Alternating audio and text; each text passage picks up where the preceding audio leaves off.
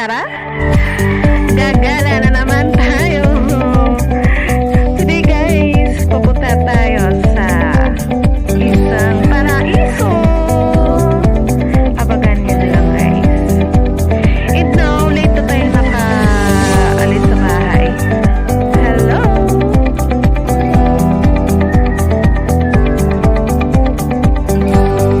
Binilisan ni Doro Balaero guys para marating natin kaagad ang eto na, si Isla Chica Eco Resort.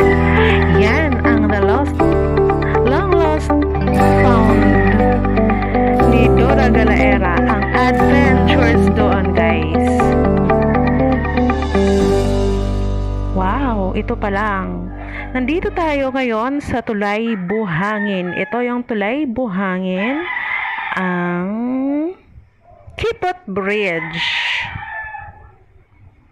Kipot Bridge. Nandito tayo sa Barangay Tulay Buhangin ng Padre Burgos, Pagbilao, Quezon Province. At ito mismo guys, itong tulay na to, mahabang tulay, the long bridge. Hindi naman siya longest bridge, pero dugtong kasi siya sa mahabang road ng, ayun guys, tingnan nyo naman, di ba? Mahabang road talaga siya. Pinagitnaan ng mahabang road ang Kipot Bridge doon sa Tulay Buhangin. Ayan guys, nakita ko na talaga ang the long lost one. At ito na nga si Tulay Buhangin sa Padre Burgos. Hindi ka palang makakarating sa paraiso, ay matatagpuan mo na mismo ang hinahangad mo. And now, nakakatuwa ang bulubundukin ng Tulay Buhangin. Sobra guys. Tingnan nyo naman. Alam mong ang gandang pagmasdan, ang gandang araw-araw pagkagising mo, ito yung mamamasdan mo. Ang sarap magkaroon ng bahay bakasyon dito mga Kadora Galaera ko. At dahil late na tayo nakaalis sa bahay, almost 8 AM na yon guys, kasi tinamad tayong gumising ng napakaaga. Kaya ngayon ay actually hapon na eh, kasi kanina dumaan tayo sa Mauban, kasi supposedly ito ay doon sa Mauban Real.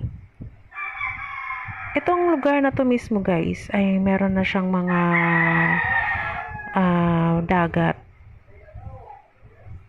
pero merong nakatira. Okay na siya pag swimingan eh, okay na siya, pero hindi nila ito mismo, hindi nga lang nila ginawang resort, ginawa nilang daungan ng mga bangkang nangingisda.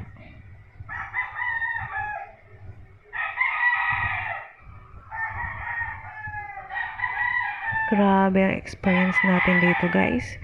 Kasi doon tayo dapat. Wow! Ito na nga si Isla Chica. Okay, nakapagpa-register na kami Kadora Galaera ko. Tent pitching tayo mostly dito. May mga accommodations sila pero kukunti lang available nila. Isang house lang. Tapos mga divided rooms na siya doon.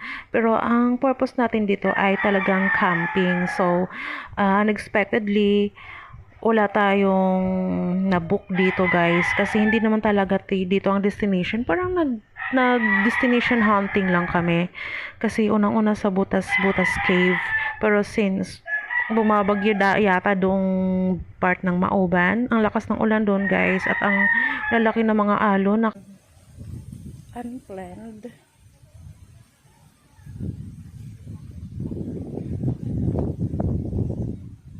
Unplanned ang pagpunta namin dito. Naghanap lang kami ng nearest beach sa Quezon City, kaso di namin nagustuhan. Nakakatakot yung dagat doon. Hindi naman siya nearest, pero nearer than this Isla La Chica. Kaya from there, sa Mauban, sa bulubundukin ng Mauban, ay we decided to transfer here. Kaya, anong oras pa kayo umba? Before 5 kami dumating dito. So, since before 5, ito na.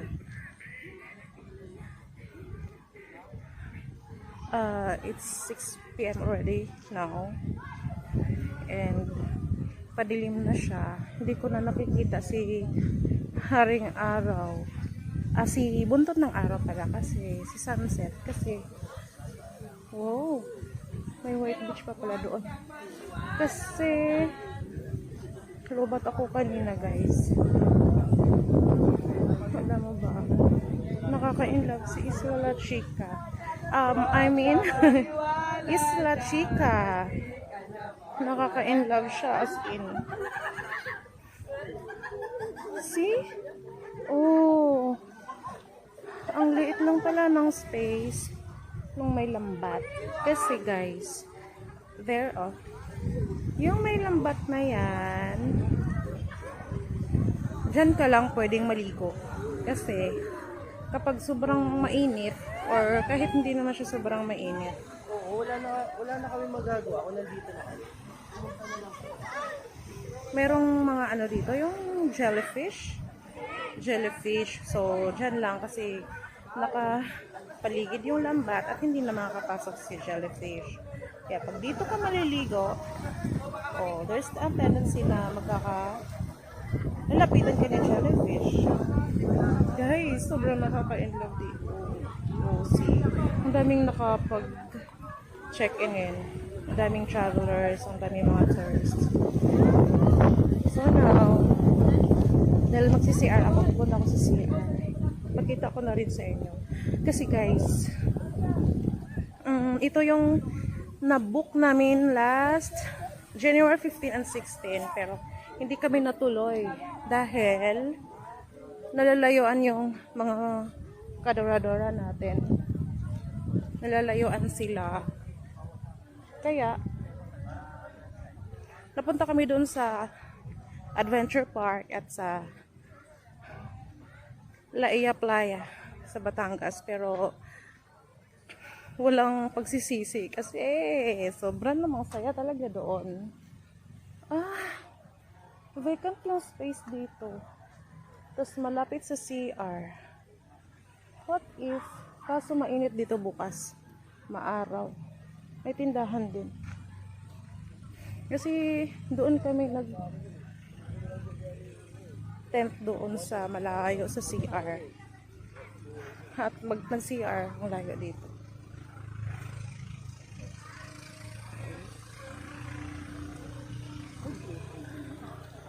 Ayan. Malayuan ko lang ipakita ang CR. Yan naman makita dyan. Hi. Kain tayong mangga. Shop tayo. Minsan-minsan lang to.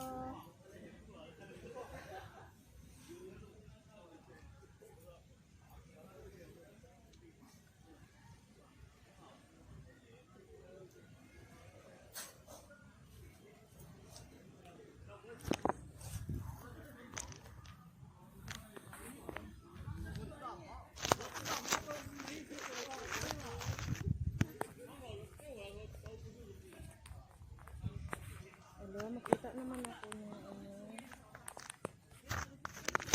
Nandam na ako. Pumasok na yung langgam.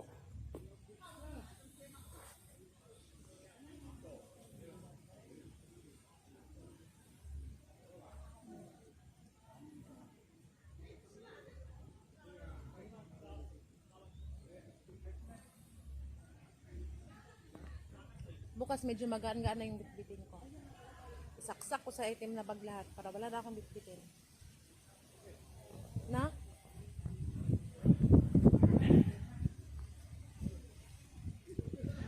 Okay lang yun maging loaded yung itim na bag. Nakatali naman yun eh.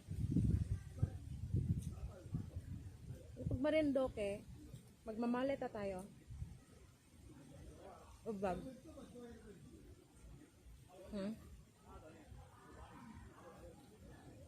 Akin na nga. Yung mga tent gusto ko.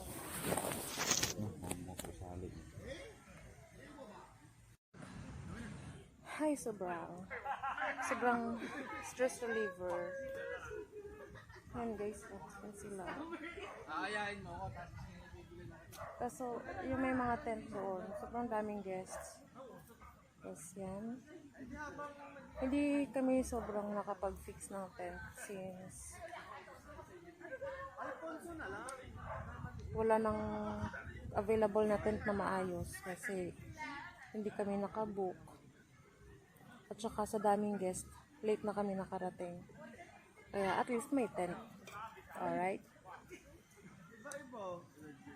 Bawal dito ang maingay guys. Kailangan lang, pag nag-bonding kayo, silent lang kayo.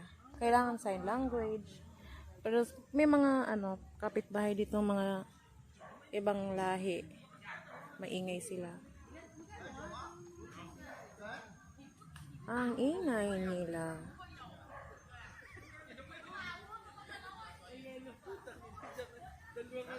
Ayan. Ayan. Doon naman. Oh. Oh. May horror ba dito? A resting place. A quiet place. And out of stress. Nakalimutan ko kunti yung nang-aaway sa akin. Yung palaaway ba? Yung palaaway, alam. Ano ba yun? Palaaway si Nito. Ganda ng tent nila. Yun din. That's all